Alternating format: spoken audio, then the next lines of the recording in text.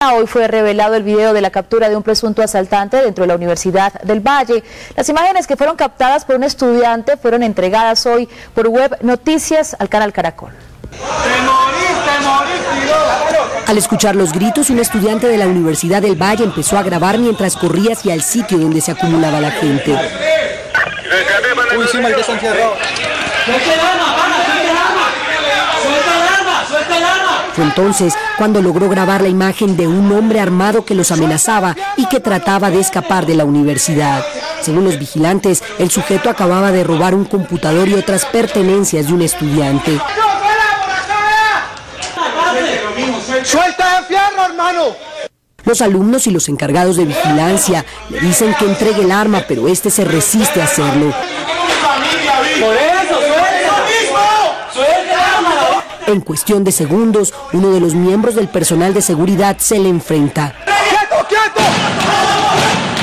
Finalmente logran quitarle el arma. Por fortuna, a pesar de los disparos, ninguna persona resultó herida. Después de reducirlo, el hombre fue entregado por el personal de seguridad a las autoridades competentes. Los hechos de este video suministrado hoy a Noticias Caracol por Web Noticias se registraron el pasado 12 de mayo a las 7:15 de la noche. Volvemos con noticias del invierno. Crítico es el estado de la vía entre Bucaramanga y Bogotá. La carretera presenta grietas y hundimientos en varios sectores. Óscar Gerardo Hernández, ¿cuántos puntos hay en mal estado? Bueno, pues de acuerdo con el recorrido que hemos hecho, hay 8 puntos críticos en este corredor vial en lo que le pertenece a Santander. Aquí donde nos encontramos es el sitio conocido como Teherán, en la vía entre San Gil y el municipio de Socorro. Aquí los conductores tienen que realizar maniobras para evitar ir al abismo, pues en lo que quedó de la carretera solo hay paso para un vehículo. Aunque las concesiones viales ya están trabajando en estos lugares, los conductores aseguran que transitar la vía Bucaramanga-Bogotá es un dolor de cabeza. Ahorita está la vía muy intransitable, muy dañada, mucha rotamenta. Sí, toca arreglar la vía. En unos tramos se pone muy terrible porque estamos exponiendo nuestra vida y la vida de la máquina. Las autoridades del departamento de Santander aseguraron que ya están trabajando en todos los tramos donde se ha hundido la banca. Sin embargo, en algunos de estos tramos llevan 4 meses y no han sido arreglados en su totalidad. Esta es toda la información porque lo que pasa en Santander se ve en Noticias Caracol. Óscar, y los fuertes aguaceros que cayeron en las últimas horas en Cúcuta provocaron el colapso de un importante puente. La estructura que comunica a 6 corregimientos, 9 barrios del área metropolitana y al municipio venezolano de Chinita quedó destruida tras la creciente del río Pamplonita. Los transportadores de carbón que se movilizan por este sector ahora deberán tomar la vía alterna Agua Clara-Peralta para poder llegar a Cúcuta. El hecho dejó a más de 30.000 habitantes incomunicados. Según las autoridades, las obras de reparación tardarán por lo menos un mes. Y completamente deteriorada se encuentra la vía que comunica a Montería con el corregimiento de Loma Verde. Para transportarse, las personas deben hacerlo a pie o en animales, porque el paso de vehículos es imposible. Estas son las vías que nos ha dejado el invierno en Córdoba. Por los caminos del invierno. Convertida en trocha con profundas grietas, quedó esta importante vía de la zona rural de Montería por el invierno. La situación empeoró en los últimos días por las fuertes lluvias.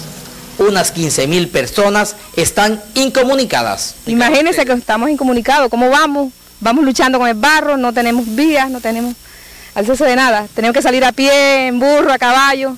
Cuando una persona se enferma hay que sacarlo por aquí en hamaca, a Las Palomas o a Loma Verde. Para llegar al corregimiento de Loma Verde desde Montería hay que recorrer por lo menos 200 kilómetros, de los cuales el 80% está bastante deteriorado. El primer obstáculo lo encontramos aquí, a tan solo 35 kilómetros de Montería, donde el invierno pasado destruyó este puente.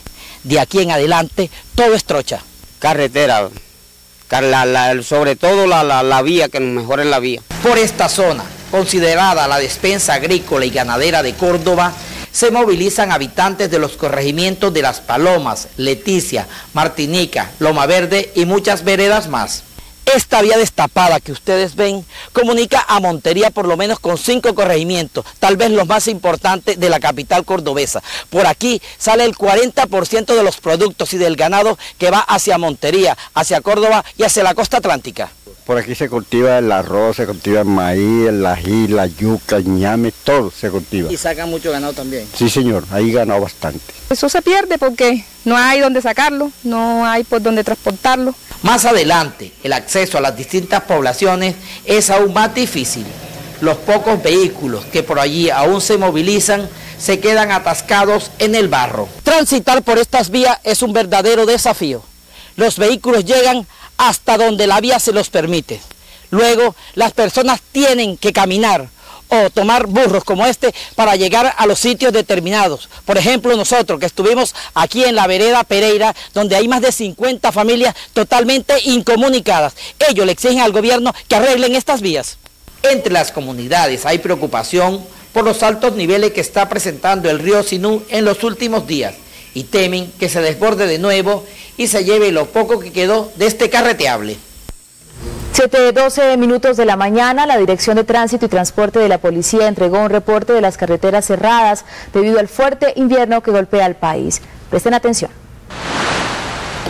Las carreteras de Cundinamarca son las más afectadas por el invierno. La vía La Vega-Villeta está cerrada por caída de rocas y árboles en la entrada del municipio de Nocaima. Por derrumbe, la vía Guaduas-Honda está cerrada en el Alto de la Mona. Por caída de árboles y rocas también están cerradas, pero con vía alterna, las carreteras que comunican a Mosquera con el municipio de La Mesa y la vía Bogotá-Villavicencio en Cundinamarca. En Boyacá se presenta cierre total en la vía Belén-Socha por deslizamientos de tierra. En Urabá, la vía Necoclí-Arboletes continúa cerrada. También en Bolívar, la vía Bodega-Mompox está cerrada por problemas en el puente Sicuco. En el departamento del Cauca, la vía Popayanco-Conuco reporta cierre total en la Y de Patico. En norte de Santander, la vía Pamplona-Cúcuta está cerrada en el sector Salvador y no hay vía alterna. Chía es uno de los municipios en alerta roja por la creciente del río Bogotá que viene desde Villapinzón, Cundinamarca. Caterine Arias, ¿en qué punto exactamente está usted, Caterine, y cuál es el panorama? Juan Diego, exactamente, en Íbaro 1 es uno de los barrios más afectados por el desbordamiento del río Frío, pero también hay temor por el posible desbordamiento del río Bogotá. Pero qué mejor que sea quien nos cuente, o que sea las personas de aquí de este barrio, cuál es el plan. Sabemos de que hay una alerta en que cualquier momento pueden volverse a inundar. Pues nos tienen en alerta roja, que a cualquier momento de esto nos toca salir voladitos de acá. Como la otra vez nos sacaron, hace 15 días estábamos precisamente en las mismas. Completamente en las mismas estábamos. Nos sacaron, ¿por qué nos sacaron de acá? Esta vez pues no logramos, pero estamos por la misma, nos tienen en alerta roja. Perfecto, señor, aquí estamos observando que este barrio pues estaba totalmente inundado ayer, pero las autoridades hacia la madrugada pues lograron evacuar las aguas. Hay más de 10 municipios de Cundinamarca que se encuentran en riesgo por el posible desbordamiento del río Bogotá. Esos son Chía, Cajicá, Tocancipá, Sesquilé, Cayazipá, Nemocón y Cota, y por supuesto pues lo que les decía, Chía. Nosotros estaremos pues muy pendientes frente a esta posible emergencia que se pueden presentar en esos municipios. Caterine Arias, en Noticias Caracol. Y también Villapinzón, Caterine, y nos vamos precisamente a este lugar en Cundinamarca donde se originó una nueva alerta. Julián Enríquez, ¿cómo va la evacuación de los afectados por el desbordamiento del río Bogotá? Mabel, pues mira, la mayoría de ellos están siendo evacuados al Coliseo de aquí del pueblo. De todas maneras, yo quiero que ustedes observen esto. Miren la destrucción que dejó el paso del río Bogotá en estas viviendas. Así, con los muros destruidos y con la mayoría de los enseres completamente perdidos, quedaron cerca de 50 viviendas aquí en el municipio. Y en este momento me acompaña Ramiro García, él es el alcalde de aquí del municipio. Alcalde, ¿cuál es la agenda para el día de hoy? ¿Qué se tiene previsto para ayudar a estas personas? Muy buenos días, sí, hoy tenemos reunión de CLOPAD para seguir evaluando esta situación tan lamentable, para poder también hacer una brigada de salud y atender a las familias que han sido afectadas por esta avalancha del río Bogotá. Igualmente hay que evaluar también el tema de pues cuántas viviendas realmente han sido destruidas y afectadas a su paso en las aguas abajo del río Bogotá. Pues igualmente se encuentra en la zona de Curtiembres, donde también muchísimas industrias colapsaron y fueron arrasadas por la corriente del río Bogotá.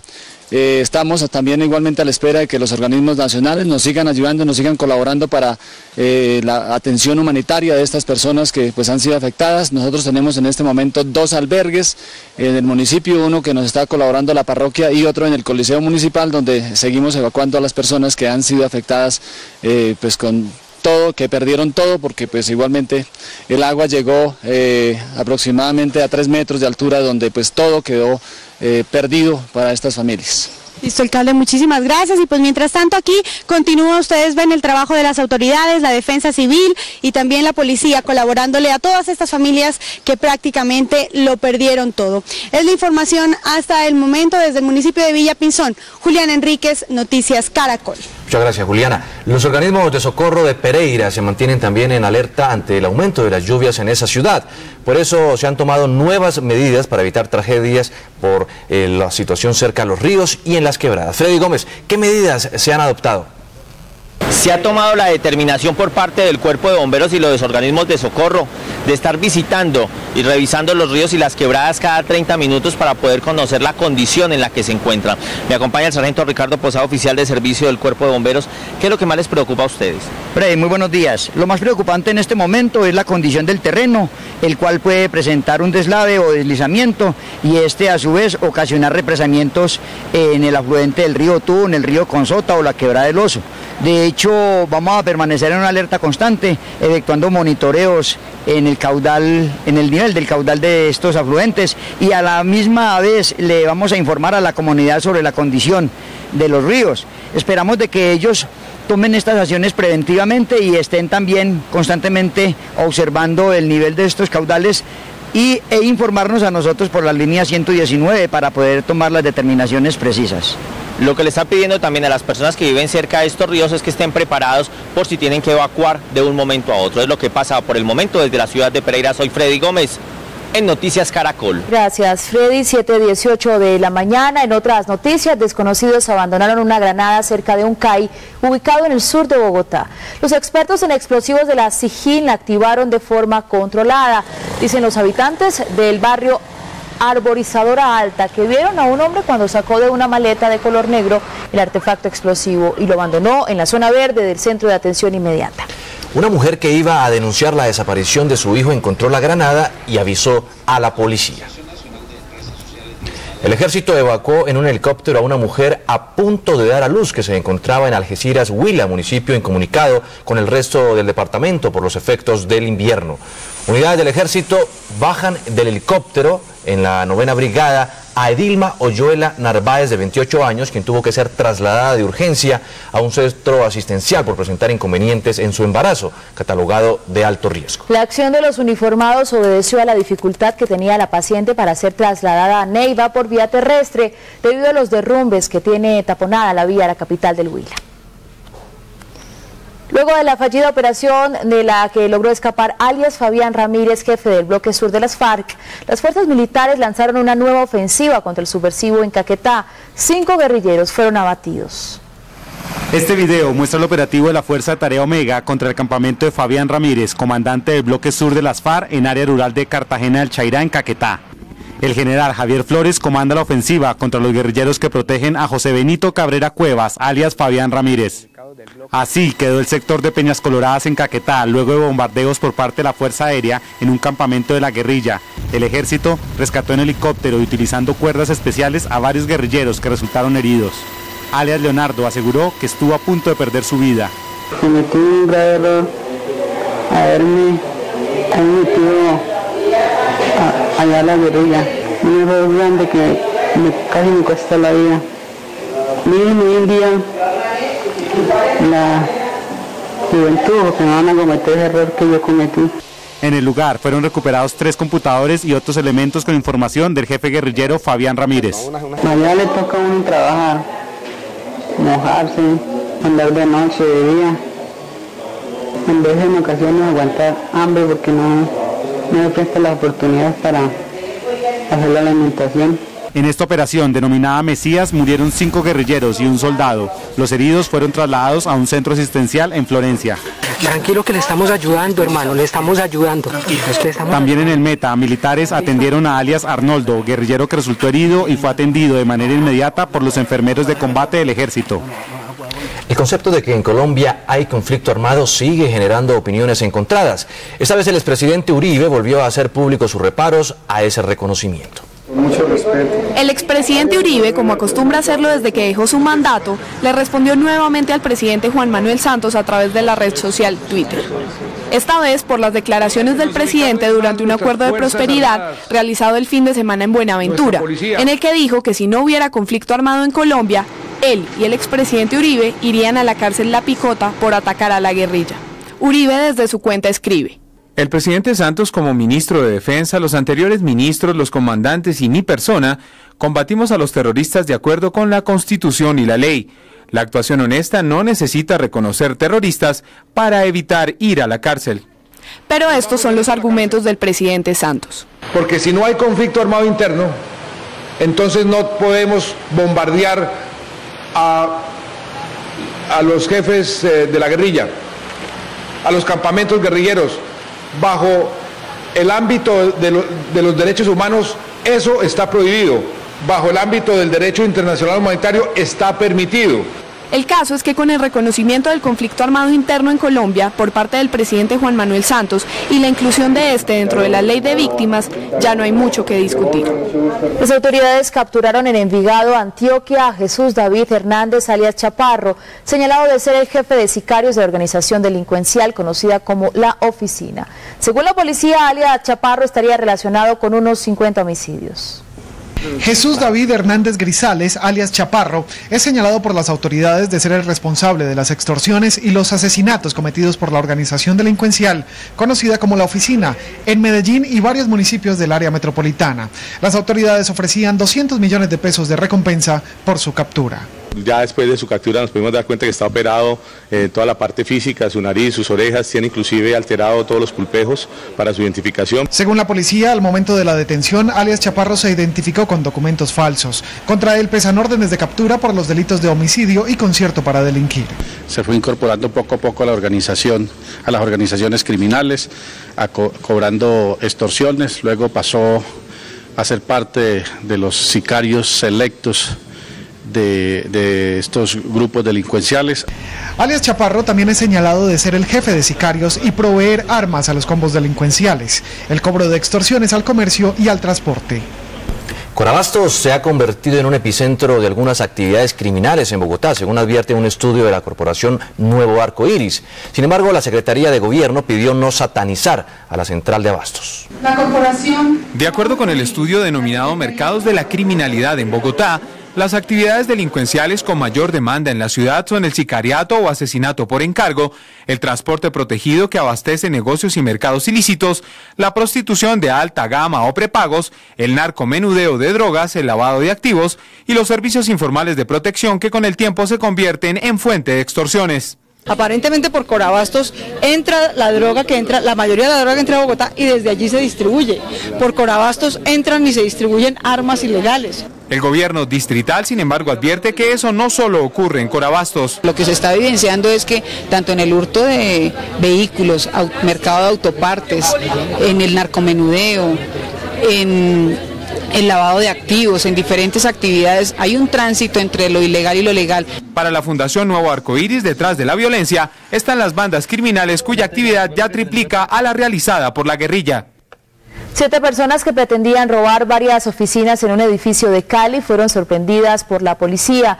Uno de los delincuentes saltó al vacío desde un 4º piso para escapar de las autoridades. Según la policía, 7 hombres y una mujer días antes habían alquilado una oficina del piso 12 de este edificio en el centro de Cali. En las últimas horas, tras amordazar al vigilante de turno, hurtaron una caja fuerte e intentaron abrirla. Otros elementos que utilizaron para abrir cajas fuertes como pistolas, acetilenos, elementos de soldadura. Luego procedieron a romper las puertas de seguridad de esta comercializadora de divisas y electrodomésticos. Pero al observar la presencia de la policía, intentaron esconderse en la oficina que habían arrendado. Dentro de estos 7 individuos hay uno que alcanzó a bajar al 4º piso y se lanzó desde allí, que le están prestando los primeros auxilios. Tras varias horas de negociación, uniformados de la policía lograron ingresar al edificio y capturar a 6 de los hombres. En el lugar fueron encontradas armas de fuego, sistemas de comunicación y herramientas de cerrajería. Esta es una modalidad que han utilizado estos delincuentes de alquilar apartamentos bajo fachadas, utilizando mujeres e igualmente oficinas en edificios públicos y privados con el propósito de posteriormente ser asaltados. Los detenidos fueron presentados ante un juez de control de garantías y sindicados de tentativa de hurto, concierto para delinquir y secuestro. Agentes de la Fiscalía capturaron en Cundinamarca a una mujer que, al parecer, para evitar ir a la cárcel, quedó embarazada en 6 oportunidades y así evitar una condena por homicidio. Según el ente acusador, se trata de Ángela Joana Henao González, de 28 años de edad, quien fue condenada en el año 2003 a 13 años de cárcel por la muerte de un hombre en el municipio de Fusagasugá. Los hechos se registraron en este establecimiento donde, de acuerdo con la investigación, Henao intervino en una riña en la que se vio involucrado uno de sus hermanos, quien agredió a un hombre que ingresó a ese lugar con una mujer que había sido su exnovia. En un descuido de la víctima, la hoy detenida le propinó varias heridas con arma blanca que le ocasionaron la muerte. Meses después, y argumentando que estaba embarazada, solicitó su libertad, que le fue concedida por un juez. Sin embargo, durante los siguientes 8 años, no regresó a prisión al haber dado a luz a 5 niños más. No obstante, fue capturada en las últimas horas y puesta a disposición de un juzgado de penas y medidas en la ciudad de Bogotá. Después fue trasladada a la cárcel El Buen Pastor de la capital del país, donde deberá purgar la pena que le fue impuesta. Cerca de 4.000 habitantes del municipio de Marmato, Caldas, marcharon para protestar por lo que significaría una futura explotación a cielo abierto de las minas de oro que hay en esa población. La explotación fue anunciada por una multinacional canadiense. Comunidades afrodescendientes, indígenas, campesinos y en general los habitantes de Marmato marcharon por la vía principal que comunica a Manizales con Medellín, en protesta por la intención que tienen las multinacionales de explotar oro a cielo abierto en este municipio. Es convertir a los mineros que son empresarios en jornaleros de la multinacional. Los denominados guacheros, que son los pequeños mineros y que viven del oro que explotan de la montaña de Marmato, aseguraron que van a acabar con su única fuente de empleo. Los quieren sacar de esas minas por la cuestión de que llega otra nueva empresas. El senador Jorge Enrique Robledo acompañó a los manifestantes en señal de apoyo. Es que es inconcebible que se aparezca por aquí una transnacional canadiense y decida venir a tumbarle a la gente la iglesia, la alcaldía, las casas, las escuelas y todo, un pueblo entero, que porque hay oro en el subsuelo. Solo con pancartas, banderas, camisetas blancas y gritando consignas se desarrolló la marcha de los marmateños de una manera pacífica. Desde el municipio de Marmato, en el occidente del departamento de Caldas, José Fernando Berrío, Noticias Caracol. Un guerrillero de las FARC se rindió en medio de un combate en zona rural del municipio de Puerto Guzmán, en Putumayo. Se trata de un joven de 19 años que se entregó a las tropas del ejército a las cuales se enfrentaba. El subversivo llevaba 4 años en las filas de las FARC. El joven, que reconoció haber participado en varias acciones de las FARC, portaba un fusil R-15 que fue entregado a los uniformados. El personal médico del ejército tuvo que atenderlo en el lugar de su entrega, pues se encuentra enfermo de leishmaniasis. 2 candidatos al Consejo de la Hormiga a Putumayo fueron asesinados en las últimas horas. Se trata de John Freddy Londoño y el músico que aquí aparece, Brandon Bustamante, un reconocido cantante popular que había decidido lanzarse a la política. Los políticos se encontraban reunidos en una casa donde ingresaron hombres armados y les dispararon en repetidas ocasiones. Las autoridades están tras la pista de los responsables de este crimen. Noticias Caracol, por la vida en las vías. Registramos las imprudencias que conductores, peatones y motociclistas cometen en las vías del sistema de transporte masivo de Pereira. Hasta las estaciones del Megabús sufren daños por los desmanes de algunos conductores que no deberían utilizar este carril.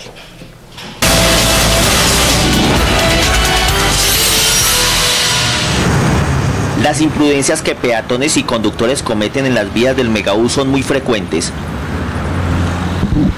Por ejemplo, estos motociclistas, por no ir hasta un cruce permitido que queda a 5 cuadras de este lugar, ponen en riesgo e incomodan a los peatones y usuarios del sistema de transporte masivo. Estoy pasando a pie, yo sé que es responsabilidad, pero estoy pasando a pie. Pero es que dice que no se pueden pasar motos si la moto está encendida. Sí, señor, usted tiene toda la razón. ¿Me da permiso, por favor? Gracias.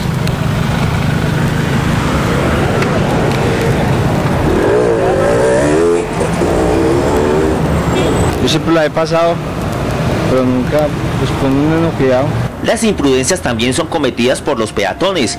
La mayoría no utiliza este puente peatonal arriesgando sus vidas al cruzar esta transitada calle. Las excusas son el afán y la inseguridad.